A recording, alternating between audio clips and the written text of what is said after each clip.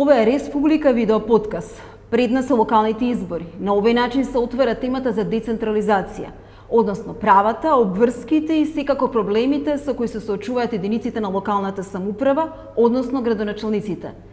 До нас е господинот Ристо Пенов, поранешен скопски градоначалник, и професорот Пеце Недановски. Добар ден и на двајцата. Добар. Додека доаѓавме тука, здогледавме, видовме неколку детски игралишта, направени се со пари од локалната самоуправа. Жителите ќе кажат ова е добро направено, меѓутоа недостасуваат уште многу работи, многу проекти. Секако вообичаениот одговор на секој од градоначалниците се нема пари.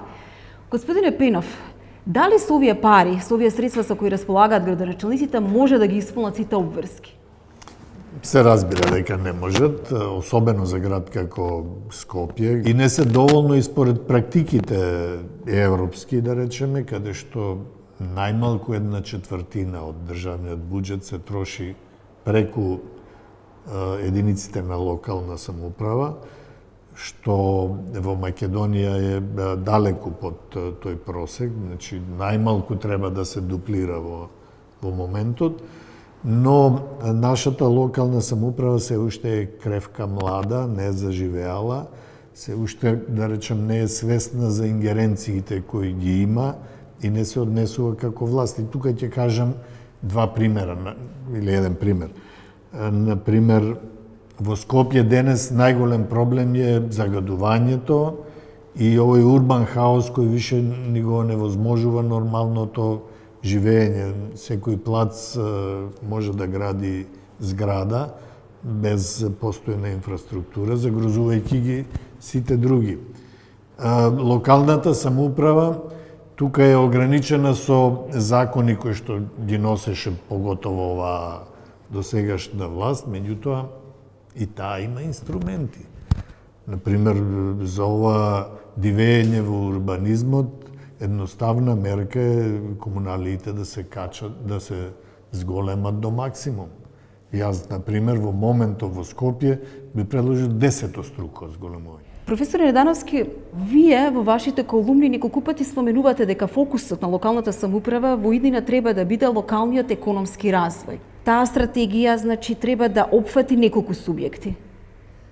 Локалниот економски развој не е ништо друго освен активности и политики кои што ги преземаат локалните власти, значи градоначалникот, советите на општините, во доменот на поттикнување, стимулирање економски развој на својата територија. Во минатото тоа се сведуваше на доделување субвенции, намалување на даночните стапки кај оние даноци со кои што има ингеренции локалните власти, се со цел да се привлечат, да речеме, надворешни инвеститори и да се стимулира економскиот развој на територијата на општината.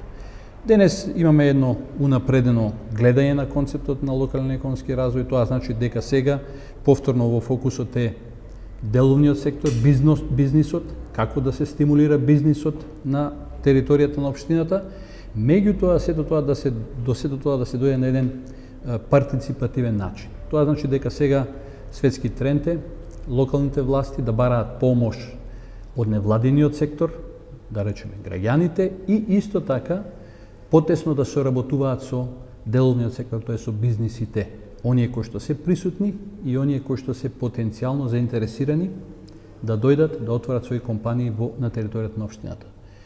Тоа не е ништо друго освен еден обид да приватниот интересот за максимирање на профитот на бизнисменот, се доведе во некаква координација со она што е локален јавен интерес. Како да низ еден процес на меѓусебна соработка помеѓу овие три сектори се добијат најадекватни политики кои што ќе бидат од корист и за локалната заедница. Господине Пенов, според законот за финансирање, секој од општините може да се финансира од удел во даноци, локални даноци, со наменски дотации, може дури и кредити сами да земаат. Меѓутоа се чини дека дел од општините повторно не може да се изборат, немаат доволно пари, имаат проблем да си ги сервисираат своите обврски, особено во делот на образованието. Каде е проблемот според вас и како ова да се надмине? Прво проблемот е парите секогаш не достигаат.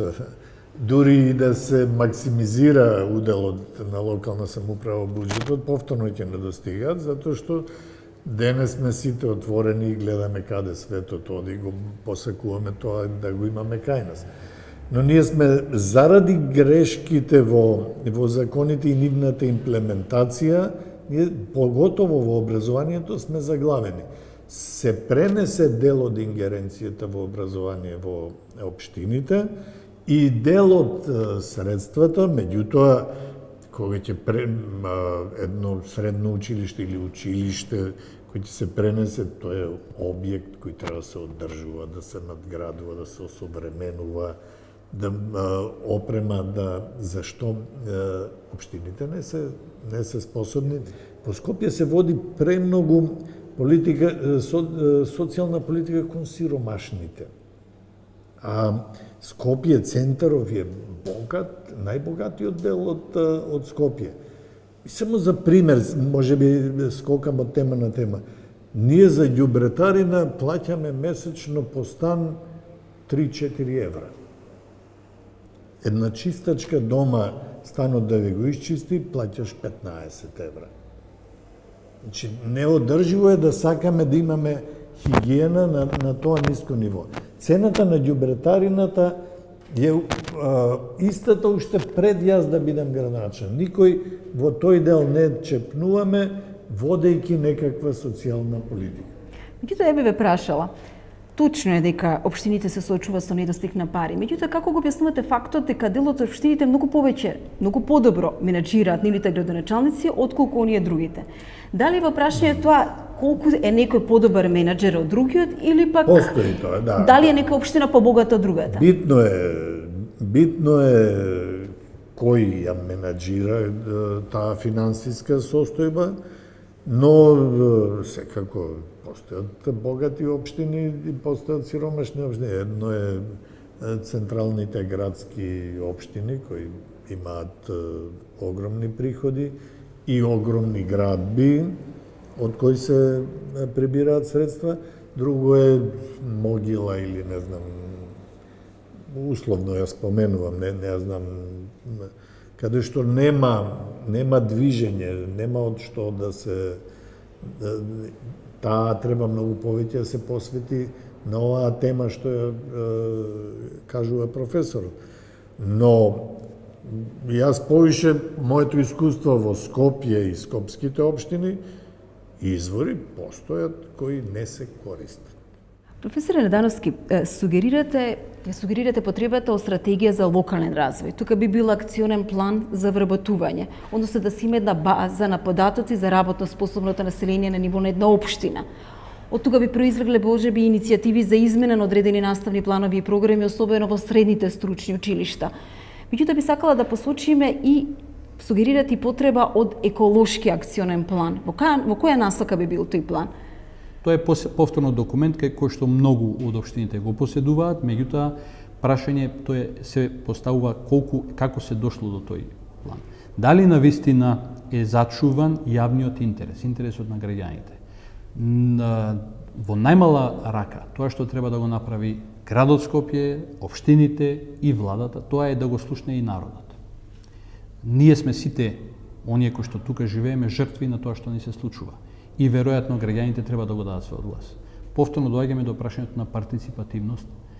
Ако имаме јавна расправа, тогаш веројатно ќе се дојде до адекватно решение. Не смееме да го запоставиме значењето на деловниот сектор, бизнисот.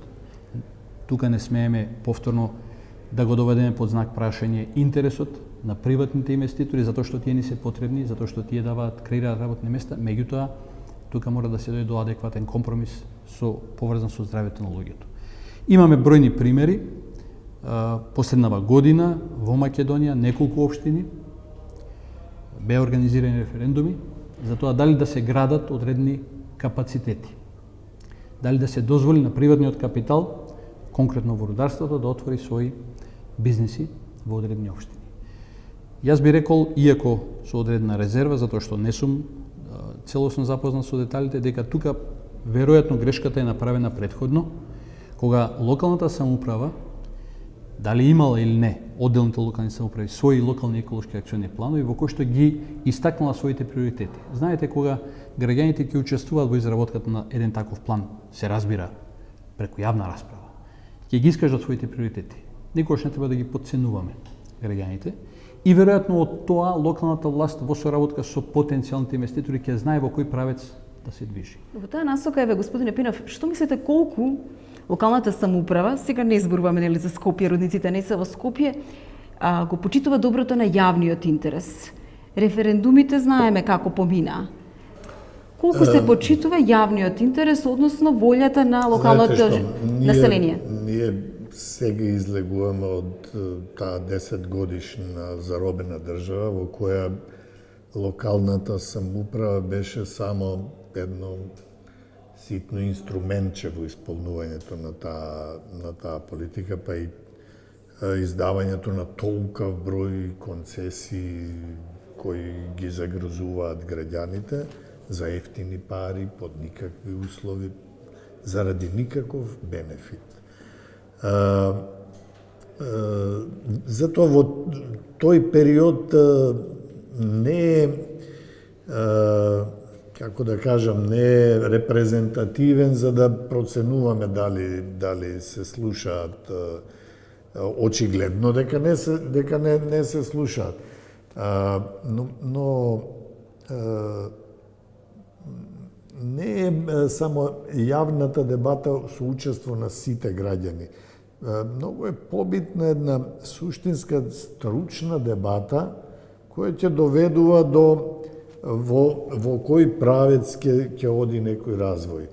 Ние многу институти и институции кои постоеја во социјализмот со таа брза приватизација ги уништивме, ги нема, што беше Завод за урбанизам на градот Скопје, во кој долгорочно се предвидуваше развојот, ама не развојот за нечии интерес, туку развојот на Скопје како да оди, или сија се такви институции, може би и во рударството, и во некој... И сега немаме валидна информација, на респектабилна информација која би ја почитувале, чие мислење би го почитувале, и одиме на некое општо политиканство кое еве се изразува и низ овие референдуми, едни успеваат, едни не успеваат, каде е политичката сила поголема. Значи, јас сум за респектирање на гласот, но сепак постручниот глас. Бидејќи локалната самоуправа, проблемите ако ги реша, комшија со комшија го гледав случајот со колекторот во Пештани. Направен толкав колектор, некој комшија не му дава цевката да помине низ неговиот двор и тој не може да се приклучи. Сега во една дебата таквите ситни проблеми за таков крупен проблем, сакам да кажам, не можат да имаат валидно значење. Благодарам на 20-та. Јас се надевам дека идните градоначалници може би ќе слушнат дел од овие сугестии и дека понатаму локалната самоуправа многу подобро ќе работи. Благодарам уште еднаш. Благодарам.